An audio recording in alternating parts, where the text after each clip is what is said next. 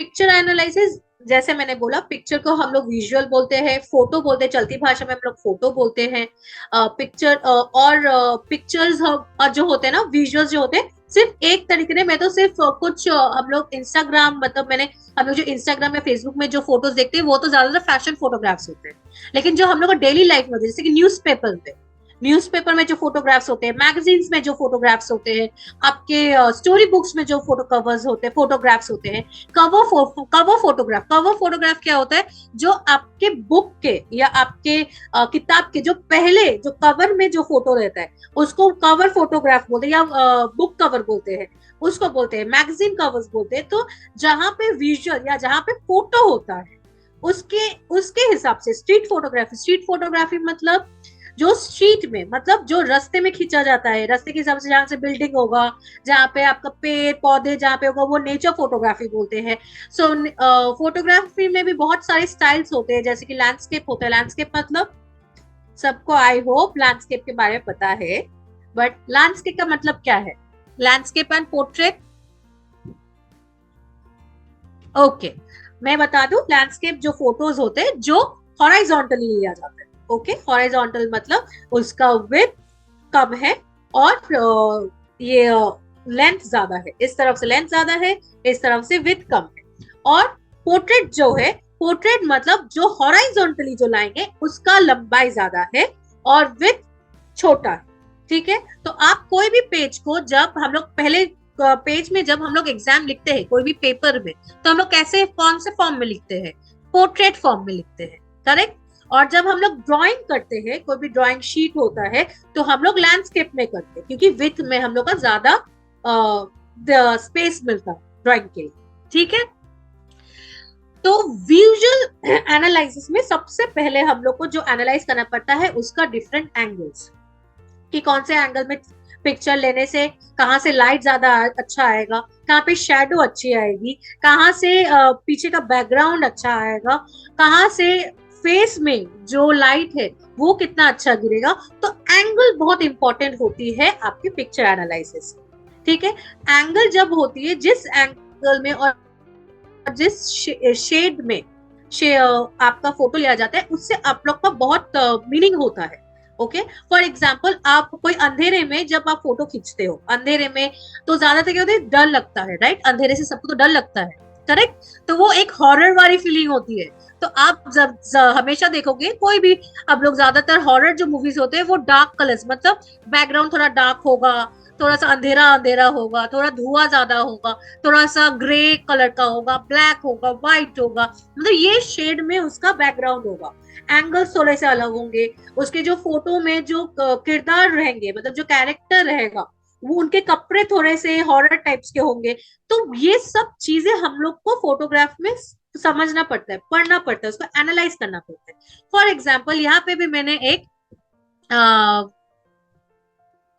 Screen में कुछ तो हो रहा है, कोई तो कुछ कर रहा है शायद। कोई आर्टिस्ट अपनी आर्टिस्ट्री दिखा रहे हैं। Okay, that's great, no issues, this is amazing, as a creative this is amazing. बस आप जब तक ये समझ रहे हो मेरे लिए बहुत अच्छा है। ओके, तो जो आपको ये जो मैंने, इसलिए मैंने आप लोग को यहाँ पे तीन फॉर्म्स, अभी कुछ देर पहले जब मैं पोर्ट्रेट और लैंडस्केप के बारे में आप लोग के साथ बात कर रही थी, आप अगर लेफ्ट साइड में, जो मेरे लेफ्ट साइड में जो फोटोग्राफ है, जो लड़की की फोटोग्राफ है, अगर देख रहे हो वो पोर्ट्रेट फॉर्मेट में है, मतलब उसका लंबाई ज्यादा है और उसका विड्थ कम है, करेक्ट। और यहाँ पे जो पोर्ट्रेट है, यहाँ पे देख रहे हो आप, एक लड़की का फोटोग्राफ है, करेक्ट। ये एक मैगजीन शूट के लिए किया गया है। कैसे समझ में आया कि ये मैगजीन शूट के लिए किया गया है? पहले तो इसका बैकग्राउंड, इसका जो कैरेक्टर, ये जो लड़की है, ये कहाँ से है, क्या कर रही है, उसका जो फॉर्म में वो उसका पिक्चर लिया गया है, वो स्टडी किया जाता है। अभी दूसरे में हम लोग देखते हैं, जैसे कि कार्टून, ये कार्टून जो कैरेक्टर है, ये कौन सा बहुत फेमस एक मूवी का है, बताइए तो कौन से मूवी का है ये? किसी को समझ, मतलब अगर किसी को हिंदी समझने में दिक्कत हो रही है तो मैं इंग्लिश में भी बोल सकती हूँ कि ये जो कैरेक्टर है, this character is from a very famous movie and one of, अगर हिंदी में बोला जाए तो ये मूवी बहुत इसलिए भी फेमस हुआ है क्योंकि ये कुछ साल पहले शाहरुख खान ने इसको डब किया था, प्लस उसके बेटे ने भी डब किया था। और ये बहुत एक मतलब फेमस, मैं भी बचपन में देखी हूँ, प्लस अभी मेरी बच्ची भी देख रही है ये movie. So this is one of the iconic movie. Character है जो है the lion king, the lion king का बेटा सिम्बा और उसके दोस्त। ठीक है, अभी ये जो कैरेक्टर है ऑब्वियसली ये एक इमेजिनेशन है, इसको क्रिएट किया गया है। तो इसको क्रिएट कैसे किया गया है, तो वो वाला एनालिसिस होता है। जैसे कि वो अपने दोस्तों के साथ है, उसका बैकग्राउंड में देखिए कितना येलो कलर, मतलब जॉयफुल कलर है उसके, वो अपने दोस्त के साथ हंस रहा है, घुल रहा है, सबको अपने एक हंसी मजाक वे में है। तो ये हम लोग कैसे एनालाइज कर सकते हैं, इसलिए नहीं कि मैंने ये तो फोटो मैंने नहीं खींचा या मैंने नहीं बनाया, करेक्ट, तो ये मैंने एनालाइज किया। कैसे एनालाइज किया, उसके बैकग्राउंड से, उसका जो कैरेक्टर है उसको मैंने स्टडी किया, उन लोग का मूड मैंने स्टडी किया, उन लोग का कलर्स देखिए। ओके, तो ये सब से हम लोग को एक ये जो कलर्स है, बैकग्राउंड है, कैरेक्टर का जो मूड है, उससे हम लोग को समझ में आता है कि पिक्चर क्या बोलना चाहता है या क्या मैसेज पास ऑन करना चाहता है ऑडियंस को। अब तक क्या क्या मैं बहुत फास्ट जा रही हूँ? किसी को चाहिए कि नहीं मैम थोड़ा धीरे जाइए, बहुत जल्दी आप बोल रहे हैं? तो अगर ऐसा लग रहा है आप प्लीज चैट बॉक्स में लिख सकते हैं कि मैम प्लीज गो स्लो, या आप फिर से समझाइए, हम फिर से समझें। लेकिन आपको ये समझना जरूरी है कि हर एक पिक्चर का एक वैल्यू रहता है, हर एक पिक्चर का एक पर्पस रहती है, और हर एक पिक्चर एक मैसेज बोलता है। फॉर एग्जाम्पल हम लोग का बहुत बहुत नामी और बहुत ही फेमस है ये लोगो। ये लोगो क्यों, आप अगर कभी आप लोग क्वेश्चन किए हो खुद भी, जब भी आप यहाँ पे गए हो मैकडोनल्ड्स में खाने के लिए, आई एम होपिंग कि सबको कभी ना कभी एक बार तो गए होंगे मैकडोनल्ड्स में, तो कभी आप लोग ने सोचा कि ये रेड कलर में येलो कलर ही क्यों है? ये तो दूसरा कलर भी हो सकता था। एम एम जो लिखा है वो येलो कलर में क्यों है? वो तो व्हाइट भी हो सकता था, ग्रीन भी हो सकता था, या बैकग्राउंड रेड ही क्यों है? रेड भी तो दूसरा कलर में भी हो सकता है, रेड क्यों पहने हैं? कभी आप लोग ये सोचे हैं? ये सब सोचना पड़ेगा as a designer. Yes Diwakar, बोलिए आपका क्या क्वेश्चन है? मैम इसका आंसर जो आपने अभी बोला था कि इसका रेड कलर क्यों है, इन मतलब पास्ट टाइम में जब भी कोई हंटिंग करते थे तो उससे ब्लड निकलता था, तो उससे ये फूडी रेड कलर को चूज किया गया है। Okay, yes Diwakar, this is also one of the view and this is correct. But at the same time अगर आपको मैं समझाऊं एज अ पर्सपेक्टिव ऑफ, जैसे कि हम लोग यंगस्टर्स हैं और जैसे कि आप लोग बच्चे लोग हैं, ये लोग जो कलर है, कलर को बहुत पहचानते हैं, ब्राइट कलर्स। ओके, तो ब्राइट कलर्स में जैसे कि रेड, येलो और ये सब जो कलर्स है, ये सब कलर्स ना लोगों को ज्यादा जल्दी आंखों में दिखता है। दूर से अगर कोई भी एक सिंबल रहेगा रेड कलर का, उसमें येलो, तो दूर से भी जब हाईवे में जाते हैं ना तो दूर से दिखता है, तो उनको दिखेगा कि यहाँ पे खाना मिलता है, क्योंकि एम लोगो मतलब मैकडोनल्ड्स, करेक्ट। तो इसलिए भी ये कलर यूज होता है। प्लस येलो, ये कलर अट्रैक्टिव है क्योंकि लोगों को जल्दी पता चल जाएगा, मतलब आदत हो जाएगी, और क्योंकि ये मतलब ब्राइट कलर्स है, इसलिए ये आंखों में ना एक पिक्चर जैसे ही ये बैठ जाता है एक मेमोरी में, हमारे ब्रेन में, इसलिए इजीली लोग भूलते नहीं है। इसलिए पिक्चर में, कोई भी फोटोग्राफ में पिक्चर का कलर भी बहुत इंपॉर्टेंट होता है, स्पेशली जब आप लोगो डिजाइन कर रहे हो। इसलिए जब हम लोग लोगो डिजाइन करते हैं, कोई भी लोगो, आप स्टारबक्स का बोल दीजिए, स्टारबक्स का कलर बोल दीजिए ग्रीन, हम लोग हर एक कलर का एक रीजन होता है और उसका एक एक वैल्यू होती है कस्टमर के, मतलब कस्टमर अल्टीमेटली तो आपको बेचना है, राइट? प्रोडक्ट को बेचोगे नहीं तो पैसा कहां से आएगा, समझे? तो इसलिए प्रोडक्ट को बेचने के लिए, अट्रैक्ट करने के लिए कलर्स बहुत इंपॉर्टेंट होता है। अभी नेक्स्ट हम लोग स्लाइड में देखेंगे, जैसे मैंने पहले भी स्लाइड में आप लोग के साथ शेयर किया, हम लोग के इसमें सबसे इंपॉर्टेंट होता है ऑडियंस। ऑडियंस मतलब जो देख रहा है, जो खरीद रहे हैं, या जो उस सामान को देखने जा रहे हैं, करेक्ट?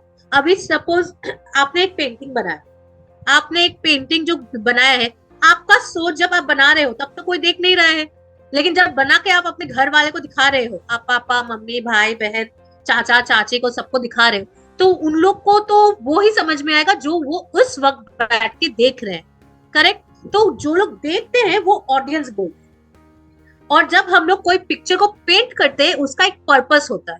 पर्पस मतलब कोई इमोशन होती है या कोई आपका फीलिंग होता है जो आप अपने उस पिक्चर के जरिए बोलना चाहते हो या जताना चाहते हो, तो वो होता है पर्पस। और क्रिएटर कौन हुआ? क्रिएटर वो है जो क्रिएट मतलब जो उसको बना रहा है। तो ये सब मिला के एक इमेज मतलब एक पिक्चर बनता है, और इस पिक्चर से ही हम लोग को उसका स्टाइल, प्लेसमेंट, उसका फॉर्मेट, उसका मैसेज समझ में आता है। अभी अभी इसी में मैं और एक एग्जांपल देती हूँ। फॉर एग्जांपल हम लोग का नेक्स्ट हम लोग का पहले पिक्चर में स्लाइड में ये लड़की का जो फोटोग्राफ, ये लड़की एक्चुअली में एक रेफ्यूजी थी। ठीक है, तो रेफ्यूजी मतलब क्या हुआ? आप लोगों को पता ही होगा कि अफगानिस्तान और इजराइल में बहुत सारे वॉर हो रहे हैं मतलब वहां के जो लोग हैं वो लोग अपने जगह से मतलब अपने देश से चले जा रहे हैं, मतलब उनको चले जाना पड़ रहा है। तो एक रेफ्यूजी कैंप बोल के होता है हर एक देश में। तो वहां पे ये लड़की थी, उनको इस लड़की को देख के दया आया और उनको उनकी जो इस लड़की का जो पीड़ा है जो इसके आंखों से उनको झलक रहा है, ये उन्होंने अपने फोटो में खींचने का कोशिश किया। अब इसको कैसे हर लोग को मतलब समझ में आता है, यही हम लोग का पिक्चर एनालिसिस है, यही हम लोग को समझना है, यही हम लोग को आज सीखना है। ओके, नेक्स्ट है हम लोग का, जब भी हम लोग कोई पिक्चर्स को मतलब समझते हैं, एनालाइज करते हैं, उसमें कुछ पॉइंट्स होते हैं जो हम लोग टेक्निकल पॉइंट्स जिसको बोलते हैं हम लोग को मतलब हम लोग के भाषा में बोलते हैं टेक्निकल पॉइंट्स बोलते हैं। ठीक है, ये पॉइंट्स जैसे एक फोकल पॉइंट मतलब एक इमेजिनरी एक पॉइंट होता है पिक्चर में, जहां पे जाके सारा जो लाइंस होते हैं, जैसे कि आपका शेडो हो गया, आपका कोई भी इमेजिनरी लाइन हो गया, वो जाके इमेजिनरी लाइन में जाके मिलता है। फॉर एग्जाम्पल अगर ये फोटो में देखोगे, मैंने एक दिखाया है, ये एक 1 पॉइंट पर्सपेक्टिव से फोकल पॉइंट है, क्योंकि इसमें एक पॉइंट दिखाई दे रहा है। तो क्या ये एक इमेज है? तो ये क्या दर्शा रहा है? ये 1 पॉइंट पर्सपेक्टिव दर्शा रहा है, क्योंकि इसमें एक फोकल पॉइंट है। करेक्ट, ये सब कुछ टर्म्स है, आप लोग जान लोगे तो आप लोग के लिए अच्छा रहेगा, क्योंकि जब आप लोग लिखोगे पिक्चर एनालिसिस में, जब NIFT एंट्रेंस एग्जाम में जब आएगा कोई भी ये सब सवाल, तो ये सब टर्म्स अगर यूज करोगे ना, फोकल पॉइंट, बैकग्राउंड, बैलेंस, तो इसमें आप लोग का वेटेज गिरता है। जो लोग चेक करते हैं एंट्रेंस पेपर का, तो उन लोग को पता होता है कि इस बंदे को ये सब चीजों के बारे में नॉलेज है, इसलिए ये सब पॉइंट्स जो है, जैसे ये सब जो टर्म्स जो है, ये सब जो फोकल पॉइंट, बैकग्राउंड, फिर बैलेंस और सिमेट्री, ये सब जब आप ये सब पॉइंट अपने एग्जाम शीट में लिखोगे, इससे आप लोग का मार्क्स बढ़ेगा। ओके, सो बैकग्राउंड मतलब जो पिक्चर का बैकग्राउंड है, नेचर, यहाँ पे जैसे मैंने नेचर का बैकग्राउंड दिखाया है, दूसरे में 2 और एग्जांपल्स है, उसका बैकग्राउंड में दूंगी सॉरी। और अभी तीसरा पॉइंट है बैलेंस और सिमेट्री। हम लोग कलर्स जब यूज करते हैं, कलर्स हो गया, एलिमेंट्स हो गए, तो उसका एक बैलेंस होना चाहिए। फॉर एग्जाम्पल आप लोग को मैं एक साधारण वे से मैं आप लोग को समझाती हूँ। जब हम लोग खाना पकाते हैं, पनीर मसाला में हम लोग नमक, चीनी, मटर, हल्दी जो भी है सब अगर एक प्रोपोर्शन में डालना पड़ता है, राइट। कुछ हम लोग एक आधा चम्मच नमक डाल दिया स्वाद अनुसार, नमक डाल दिया, चीनी डाल दिया या तो आपका हल्दी डाल दिया, जो भी उसका एक प्रोपोर्शन होता है, एक मेजरमेंट होता है। सेम वे में जब हम लोग कोई पिक्चर देते हैं सॉरी, उसमें कोई भी चीज अतिरिक्त सही नहीं होता है। हर एक चीज में एक बैलेंस, एक संतुलन बनाए रखना जरूरी होता है, वो एक पिक्चर में भी बनाए रखने का जरूरी है।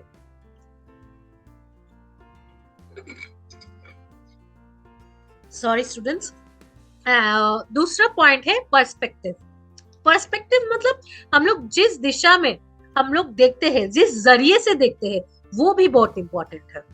क्योंकि जब कोई फोटो खींचता है उस वक्त आप उनके साथ होते नहीं हो, आप जब देख रहे हो वो मतलब वो आइदर इस जमाने में मतलब वो एक्सप्लेन करने के लिए आपके साथ है नहीं, तो जब आप वो फोटोग्राफ आपके पास पहुंचता है तो आप वो फोटो देख के उसमें जो एलिमेंट्स है, उसमें जो कलर्स है, उसमें जो पिक्चर है, मतलब जो जो पेड़ पौधे या जो कैरेक्टर है उसको देख के जो आप समझते हो उसको बोलते हैं आपका पर्सपेक्टिव। जरूरी नहीं है कि आपका पर्सपेक्टिव और आपके बाजू वाले पर्सपेक्टिव का सेम सेम हो, उसमें अलग हो ही सकता है, क्योंकि आप लोग हर एक चीज को, हर एक इंसान अलग अलग वे से देख ही सकता है। ठीक है, नेक्स्ट है दूसरा, ये जो आप लोग यहाँ पे दिख रहा है सबको क्लियरली, दो इमेज है। अच्छा, ये जो दो इमेज है, ये दो इमेज आप देखोगे, एक है सदियों पुराना महाभारत का एक मैंने इमेज लिया है, और एक लिया है मैंने एक फैशन फोटोग्राफ का, उसका जो एक फैशन मैगजीन का एक फोटो शूट करके है। ये मैंने लिया है आप लोग को ये समझाने के लिए कि बैकग्राउंड, कलर, उसका कॉम्पोजिशन कितना इंपॉर्टेंट होता है। ये हम लोग को कैसे समझ में है, जैसे मैंने आपको बोला कि ये जो बाय वाला जो फोटोग्राफ है वो सदियों पुराना महाभारत भारत के से मैंने एक फोटोग्राफ, मतलब एक स्टिल उठा के मैंने डाला। अब मैंने ये समझा कैसे, महाभारत के टाइम तो मैं थी नहीं, मैं तो वहां पे थी नहीं, और मैं अगर थी भी मुझे याद नहीं, अब मेरा पुनर्जन्म हो गया है, अब मुझे थोड़ी ना याद है महाभारत के टाइम क्या हुआ है, करेक्ट। तो अब मैंने ये कैसे समझा, मैंने ये जो यहाँ पे जो कैरेक्टर है उसका जो बैकग्राउंड है, बैकग्राउंड में ये जो युद्ध चल रही है, नीचे में जो यहाँ पे जो मरे पड़े हुए हैं, यहाँ पे जो युद्ध कर रहे हैं यहाँ पे, तो उससे मुझे उसका जो कैरेक्टर है, ये चक्र से युद्ध का जो वॉर में जो आपका ये चैरियट यूज हुआ है, उसका जो कलर, उसका कॉस्ट्यूम देख के मुझे समझ में आ रहा है ये एक पुराने युद्ध, मतलब पुराने काल का, पुराने टाइम का एक पिक्चर, एक स्टिल है जो यहाँ पे फोटोग्राफ में लगाया गया। समझ में आ रहे हैं आप लोग को। फिर दूसरा जो है दाएं तरफ, ये है मॉडर्न कल्चर। मॉडर्न कल्चर मतलब छोटे कपड़े, छोटे कपड़े मतलब वेस्टर्न कपड़े हैं। यहाँ पे कलर देखिए, यहाँ पे आप अगर युद्ध के कपड़े देखेंगे तो देखिए यहाँ पे पीला कलर है, लाल कलर है, और यहाँ पे काला कलर है। इसका बैकग्राउंड देखिए, कहाँ पे एक जो कंस्ट्रक्शन, जहाँ पे शायद कुछ टूट रहा है या कोई भी बिल्डिंग का मरम्मत हो रही है, वो वाला एक इलाका में या वो वाले कमरे में एक फोटोशूट हो रहा है। तो दोनों का जो सिचुएशन है, दोनों का जो बैकग्राउंड है, दोनों का जो कैरेक्टर है, कॉम्पोजिशन है, दोनों अलग है।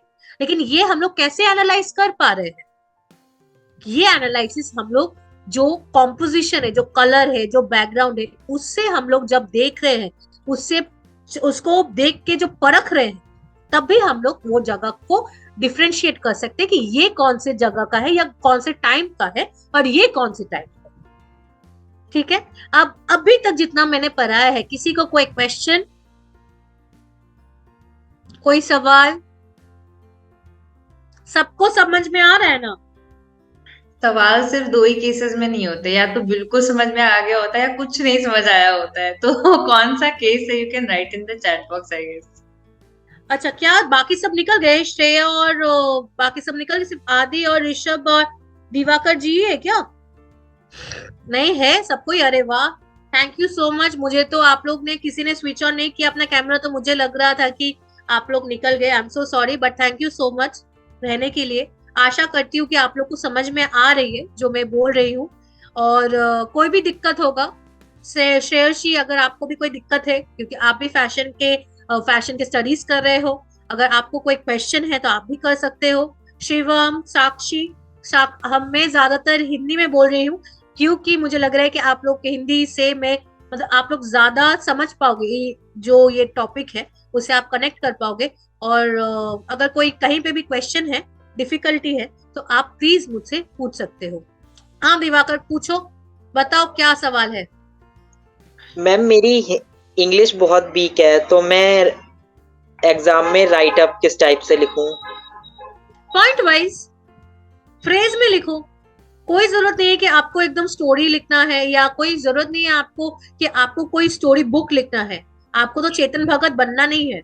हम लोग को ऐसा साधारण भाषा में लिखना है कि ताकि जो पढ़े, जो चेक करे, उनको समझ में आए कि आपके दिमाग में क्या था, या आपका जो आंसर है उसका सही उत्तर उन तक पहुंचना चाहिए। बस यही है हम लोग का टारगेट। हम लोग का कोई स्टोरी बुक नहीं लिखना है, ना हम लोग को कोई चेतन भगत जाना है। हम लोग को एकदम साधारण वे में लिखना है। ठीक है? ओके मैम, इतना तो बोल ही सकते हो, मे आई कम इन, या I want to write this, इतना तो लिख ही सकते हो, राइट? Yes ma'am. बस इतना से लिखने से ही होगा कि this Okay, is what I want. अगर तुम 2-3 पॉइंट में भी अगर उसको सही अच्छे में साधारण भाषा में सही से लिख दोगे ना तो एकदम चलेगा। और बस Okay, एक चीज ध्यान रखना है, स्पेलिंग करेक्ट होना चाहिए, ठीक है? Okay, ma'am. कुछ भी लिखो, जितना भी लिखो, अगर 20 शब्द भी लिखो तो वो 20 शब्द का स्पेलिंग करेक्ट होना चाहिए। Okay ma'am. सॉरी। ओके, और कोई सवाल?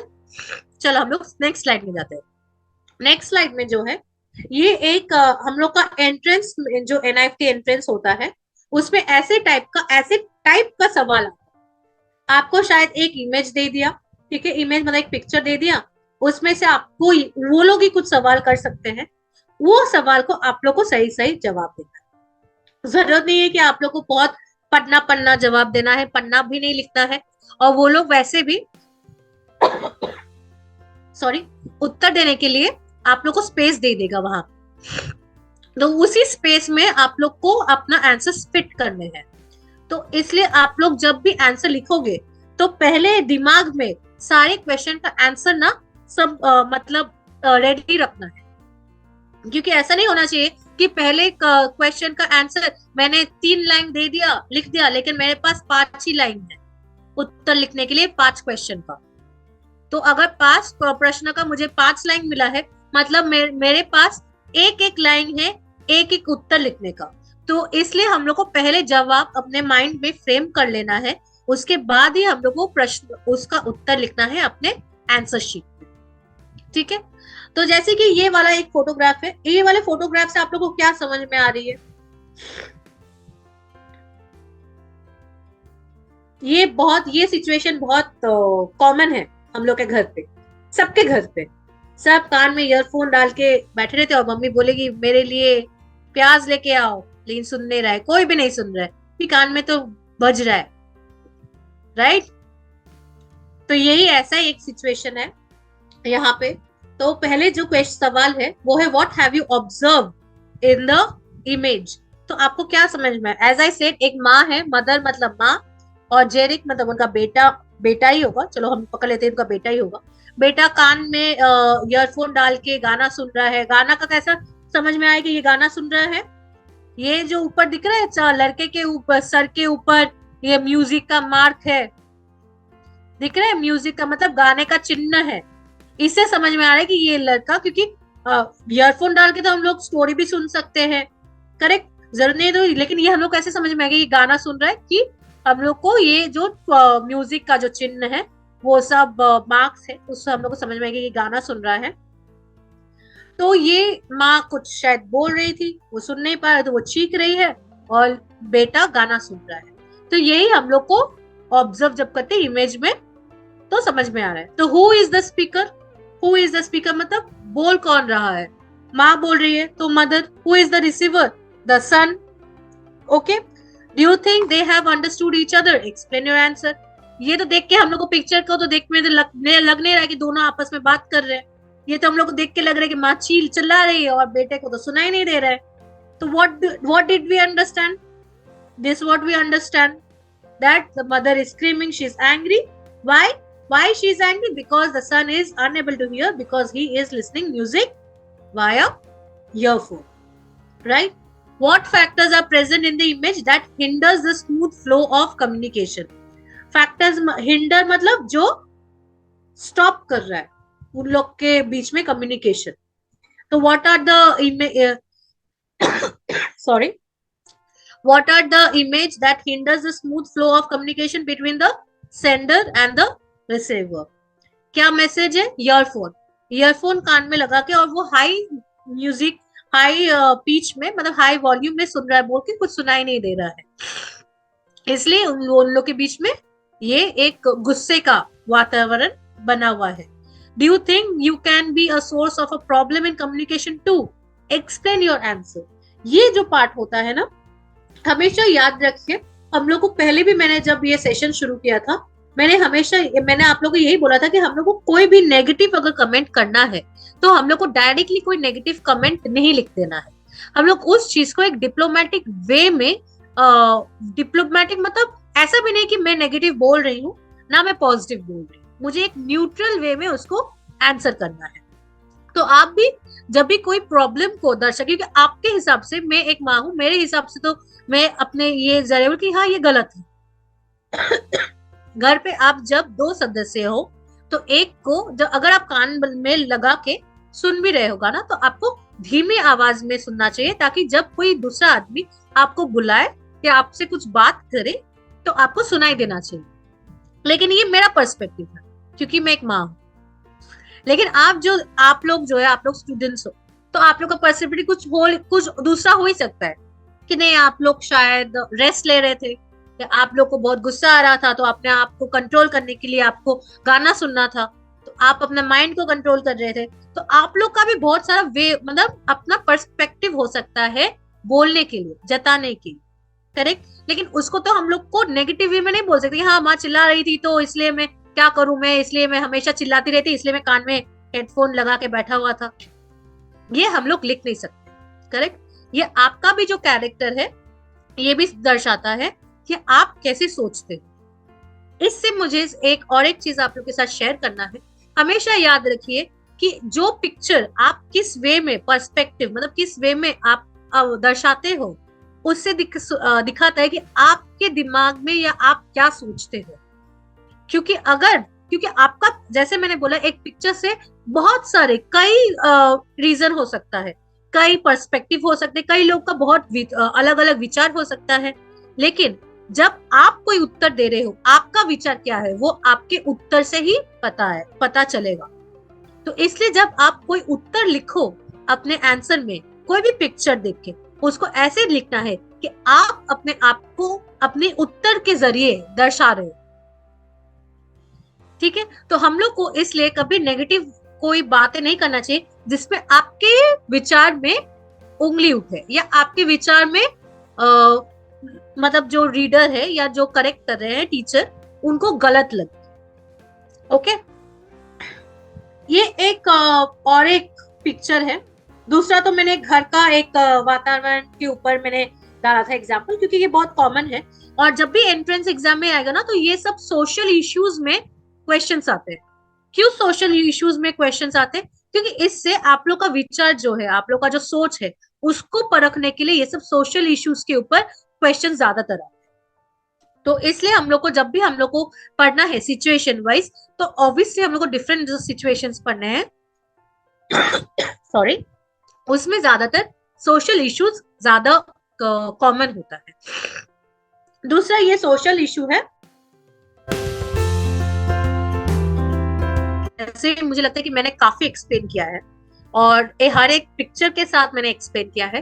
तो इसलिए मैं डायरेक्टली अभी एक एक्टिविटी में जाना चाहती हूँ, जहाँ पे मैं रिक्वेस्ट करूंगी सबको, ये एक इमेज है, सबके सामने एक इमेज दिख रहा है ना? ये लड़का आपके आंखों में आंख डाल के देख रहा है, क्या देख रहे हैं? दिख रहा है सबको? दिख रहा है तो चटपट इन 2-3 लाइंस एक्सप्लेन कीजिए कि आपको ये इमेज देख के क्या समझ में आ रहा है, इन 2-3 लाइंस। जरूरत नहीं है कि एकदम हाई फाई इंग्लिश लिखो, साधारण भाषा में, साधारण वे में, लेकिन इंग्लिश में लिखना, क्योंकि इंग्लिश में आपको उत्तर देना है एनआईएफटी एंट्रेंस एग्जाम में। तो आप इंग्लिश में लिखो साधारण वे में, और आपको क्या समझ में आ रहा है ये बैकग्राउंड से, ये एक फोटो, एक एक्टिविटी 5 मिनट में, 5 मिनट, ज्यादा टाइम नहीं लेंगे, क्योंकि ज्यादा टाइम लेंगे तो ज्यादा दूसरा सोच में हम लोग चले जाएंगे। इससे ज्यादा टाइम नहीं, हम लोग 5 मिनट में आप लोग को जो समझ में आ रहा है इस लड़के को, इसका बैकग्राउंड देखिए, अगेन बैकग्राउंड स्टडी कीजिए, कलर स्टडी कीजिए, कॉस्ट्यूम स्टडी कीजिए, स्टाइल स्टडी कीजिए। स्टडी करके आप लोग चैट बॉक्स में भी लिख सकते हो। Okay, Aaryanshi, very good. Aaryanshi saying construction area, okay. What else?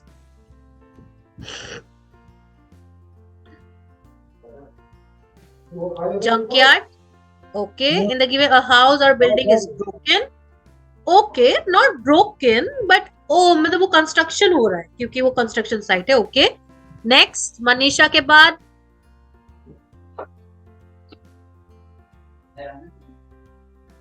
Shivam, क्या समझ में आ रहा है?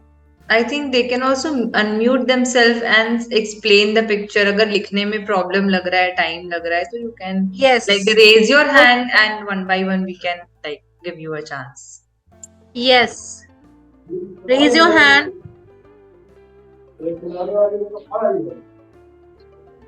Okay. Earthquake. नहीं दिवाकर, मुझे देख के तो like no as I explain, देख के तो ये नहीं लगता ये अर्थक्वेक है, बट यस डेफिनेटली एक कंस्ट्रक्शन साइट है, क्योंकि आई विल एक्सप्लेन व्हाई ये कंस्ट्रक्शन साइट है। एक तो है कि पीछे में एक ट्रक है और बहुत सारा सिल्वर मटेरियल जो है, सिल्वर मटेरियल, वो ड्रम्स जो बिग बिग ड्रम, बड़े बड़े जो ड्रम्स यूज होते हैं वो सब है, प्लस बड़े बड़े बोल्डर्स है। तो it's like a construction site, क्योंकि पीछे में जो बिल्डिंग है वो आधा मतलब टूटा नहीं है वो, लेकिन आधा अधूरा एक बिल्डिंग है, तो वो बिल्डिंग बनाया जा रहा है। एंड अगर आप लोग को पता होगा, ऑब्वियसली पता है अभी, क्योंकि आप लोग मैं अगर एक्सपेक्ट करी हूँ कि आप लोग 18 एंड अबव हो, मतलब 18 साल से ऊपर हो, तो इतना पता होगा कि एक बच्चे का लेबर मतलब ये कंस्ट्रक्शन साइट में काम करना गलत बात है। Yes exactly, a boy loses a childhood, मतलब उसने अपने बचपन से ही एक कंस्ट्रक्शन साइट में काम कर रहा है जहाँ पे उसको heavy, yes exactly, it is illegal a labor to use a child labor, right? Correct, it is illegal child labor तो है उसके ऊपर कंस्ट्रक्शन साइट में, क्योंकि अगर उसका बाय एनी चांस कोई भी रीजन से उसका डेथ होता है तो उसका कोई प्रमाण पत्र नहीं होता है, उसका कोई जिम्मेदारी नहीं लेता है, और फिर उसका जिस परिवार का वो हिस्सा होता है उनका बहुत बड़ा एक लॉस होता है, और एक लड़के का लॉस एक परिवार के लिए बहुत ही बड़ा लॉस होता है। ये तो हम लोग का हिंदू फैमिली क्या इंडिया में कोई भी फैमिली के लिए एक अर्निंग मेंबर माना जाता है एक लड़के को। आज का जमाना बदल गया है, आज अकेला सिर्फ लड़का ही कमाता नहीं है ऑब्वियसली, आज तो लड़की लोग भी लड़के लोग के साथ एकदम एट पार्ट चलते हैं, लेकिन एज अ सिचुएशन मैं उसका सिचुएशन बोल रही हूँ। कंस्ट्रक्शन वाइज हम लोग को ये भी दिख रहा है कि पीछे में बहुत बर्न मतलब बहुत जला हुआ सामान है, तो ये जो है कंस्ट्रक्शन साइट में ही ज्यादातर दिखता है। वायर है, एक देखिएगा अगर रॉड्स है, आयरन रॉड्स जैसे है, तो ये सब ज्यादातर कंस्ट्रक्शन साइट में यूज होता है। and yes exactly is doing some demolition of work, so correct, more or less सबने ही सही उत्तर दिया है, जिन्होंने गलत उत्तर भी दिया है उनको मैंने करेक्ट किया है। इसलिए विजुअल को ऑब्जर्व करना जरूरत है, पर्टिकुलरली रोड कंस्ट्रक्शन नहीं है, but yes it can be a building construction. Okay Rishabh, with the charcoal के साथ साथ other various material also have been used, as we can see there is wire, there are rods, there are big aluminum sheets have been used, so these kind of materials are being used. So then there are drums, also there are rocks, these are bricks, not rocks, these are big boulders kind of bricks have been used. So we can analyze through this picture that this is an building construction area, not a road construction, but a building construction area. That's good. I'm so happy that many students have understood our concept. So we'll go to our next picture.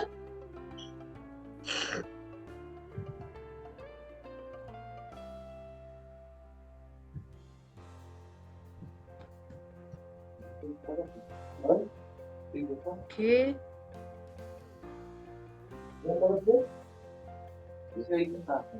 Yes.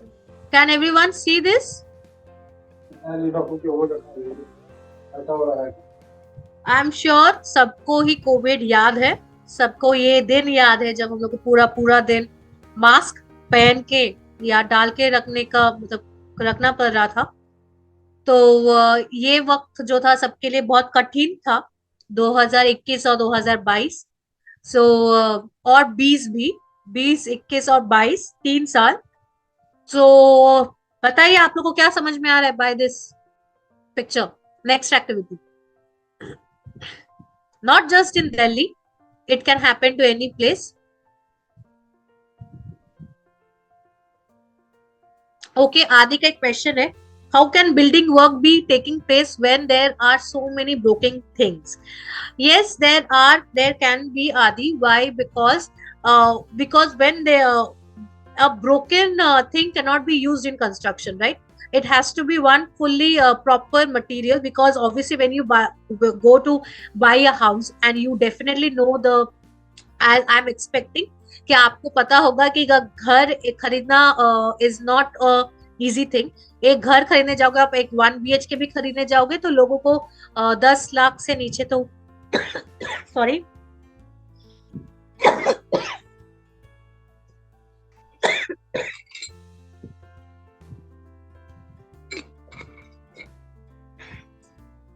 So basically मुझे ये बोलना था कि जब लोग इतना सारा पैसा देते हैं ना किसी चीज को बनाने के लिए, तो आप कुछ गलत चीज नहीं यूज कर सकते. जो ब्रोकन जो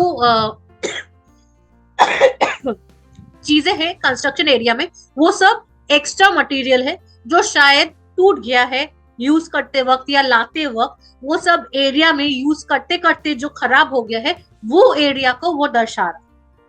Okay, so that's why the things are broken. But obviously you cannot use broken materials. These materials are reutilized, or maybe they sell it in bulk to the waste material people who buy bulk waste material things. So they might sell it to them, or they might use it for reuse it for some other purpose. Okay. Yes, Shivam, this is for pandemic, scene of a pandemic, and it is COVID time. It is okay. Now let me tell you, obviously it is COVID में mask use करना बहुत prominent हो गया है, लेकिन आप लोग को pollution wise also futuristic picture while wearing protected mask suggesting that pollution or pandemic must be present. Yes, correct. This term which मैं explain करने जा रही थी, pollution. पैंडेमिक एक टाइम है जहां पे मास्क यूज करना एक मैंडेटरी कर दिया था, लेकिन एयर पोल्यूशन जिस वे से बढ़ रहा है या जिस वे से हम लोग का एयर पोल्यूटेड हो रहा है, कुछ वर्ष बाद चाहे कोविड रहे या ना रहे, हम लोग को ऐसा मास्क डालना पड़ेगा. क्योंकि जैसे करके इंडस्ट्री, व्हीकल्स, मतलब ऑटोमोबाइल, ये सब जो इंडस्ट्री जब बढ़ेंगे तो मतलब वेस्ट मटेरियल बढ़ेगा, एयर ऑल पोल्यूटेड होगा, तो ऐसा मास्क यूज किया जाएगा. Exactly. Pure want pure oxygen but artificial growth. Nature usually हम लोग को ऑक्सीजन देता है, राइट ऋषभ? तो सेम वे में, बट ये जो पिक्चर दिखा रहा है वो दिखा रहा है क्या? आर्टिफिशियल, मतलब मशीन से कैसे एक ऑक्सीजन को या एक एयर को प्यूरिफाई किया जा रहा है. Very good. कुछ हद तक answers are very correct. I am so happy like सब कोई पार्टिसिपेट कर रहे हैं ये एक्टिविटी में. तो मैं आई कैन अज्यूम कि सबको ये अच्छा लगा. But he is happy obviously, क्योंकि he is happy because he knows कि this is what is the situation is. For example, yes, he is happy, Rishabh, because he doesn't have any choice. He has to wear it and life goes on, right? And he is happy that उनको वो जो गंदा जो polluted air है उसको वो breathe नहीं, मतलब उसको सांस लेने की जरूरत नहीं. उनके पास और एक मतलब ऑल्टरनेटिव ऑप्शन है जिसको वो यूज कर सकते हैं अपने मतलब अपने आप को वो पोल्यूटेड एयर से बचाने के लिए. Yes, plant is green. That is what is contrast. But that plant, okay, I think it is artificial. It is, however, I don't think so. It is artificial. It is trying to show us this plant, green plant, can be artificial also. This green plant can be artificial. Okay, so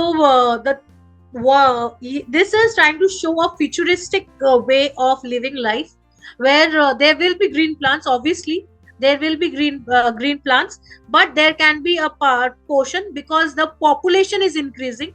More the population, the demand of house and demand of automobiles, matlab cars are increasing. So more houses are made, more flats are made. That means more forest and more lands are being cut. forests are being cut, so they are being utilized into some other materialistic things, and automobiles like cars demand bikes and all, they pollute the environment. So naturally they don't have any choice. We as a human being, we are choosing this life. That's why we don't have any choice but to smile, right?